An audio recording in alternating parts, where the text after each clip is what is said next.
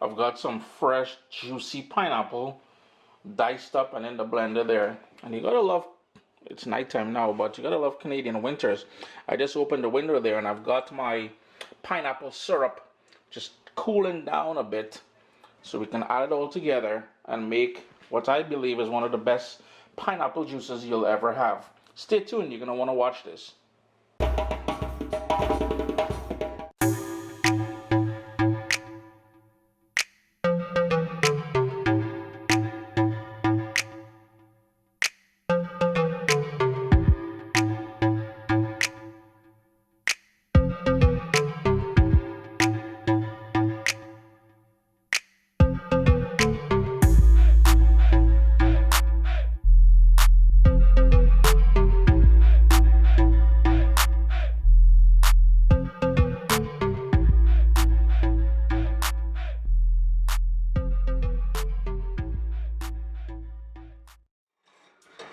We're gonna make a simple syrup just like how my grandma used to make.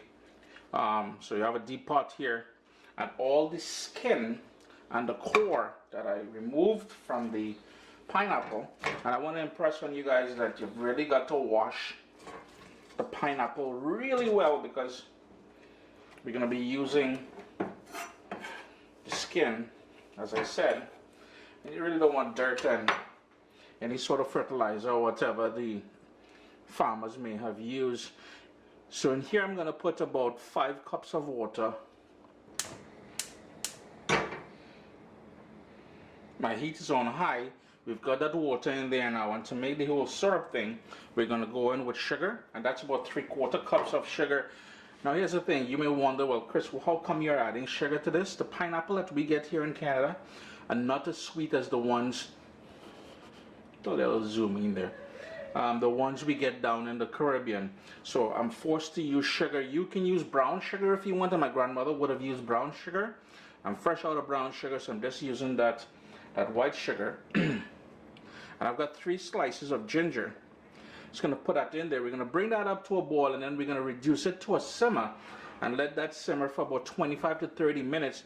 We want to extract a lot of flavor from the skin, and you know, under the skin there's still quite a bit of meat, as we say, meat, flesh, from that pineapple. So we're going to bring that up to a boil, as I said, and then let it simmer.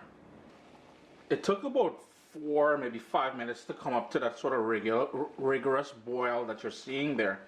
I'm going to turn my heat down to medium, between medium and low, because I want this to sort of simmer and to extract all that flavor. Your kitchen should already have that lovely aroma of pineapple. I kid you not, it's like burning a scented candle or some sort of scented oil or something. Man, the kitchen is already smelling wicked. So we're going to let that go now for about 25 to 30 minutes to really get the flavors really heightened. 30 minutes later and you would have lost about, I'm looking at about maybe an inch of water has gone down, so it's really intense in flavor there now.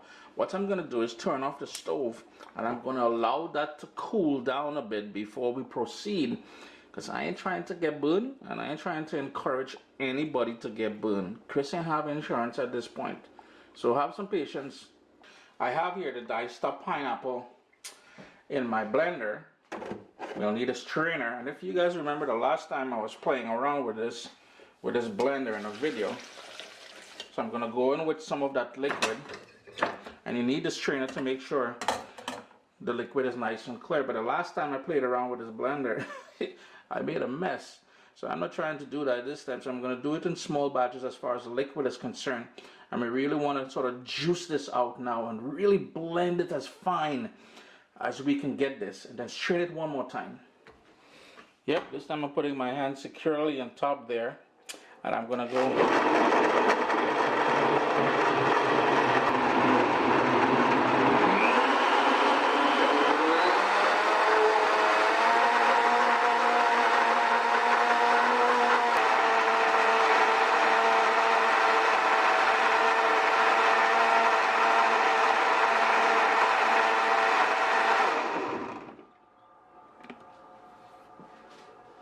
Yeah, you gotta love this blender, man. It talks to me. Can I get you anything else? Push my buttons. Mama, you're kind of rude still, you know. Next up, we've got to strain it one more time here. And I'm gonna go in with all that pureed juice in there. There's a lot of foam in there, so we will require the use of a spatula. And all you want to do is pretty much work it, and you can see the juice just keeps coming out. You will require a little bit of effort here, but the whole idea is to really get all that juice out, and well, we're gonna toss out the froth and the little bit of pulp that's gonna be left back, but keep working it as I'm doing here. Other thing I'm going to do now is pour in the rest of that syrup that we created. And we're going to continue working the spatula to juice everything out. We want every bit of goodness in the bowl there. And I'm only doing it in a bowl just for it's easier for you all to see. But you can do it directly into the jug. Yeah, and here is the sort of fibrous stuff that's left back. You can use that in a muffin if you wanted to make a muffin and put that baby in there. You can certainly do that, but I might not have time for that. That's going in the garbage now. Oh, in case you're wondering, all of that syrup is gone from in there now. This can go into the garbage as well. All you would do now is strain this for a second time into your mug or jug or whatever you're serving it in. Allow it to cool in the fridge. Taste it for salt. And I'm going to go in. Trinbagonian in me. I've got a couple dash of Angostura Bitters in there. Angostura always still owe me some money. I keep giving all the blah on this channel here. Just look at that. Yo, I didn't add any coloring to this if you guys wondering. Look at that. The only thing artificial in here is the sugar. And if you get a good sweet pineapple, you really won't need that. Chris here, CaribbeanPot.com. Your boy just in the middle here of staging it for pictures for the website and Instagram and thing like that. Always a pleasure to have you guys here in the kitchen with me. Chilled homemade pineapple juice the way it should be made. Always a pleasure to have you guys here in the kitchen with me. Do leave comments below.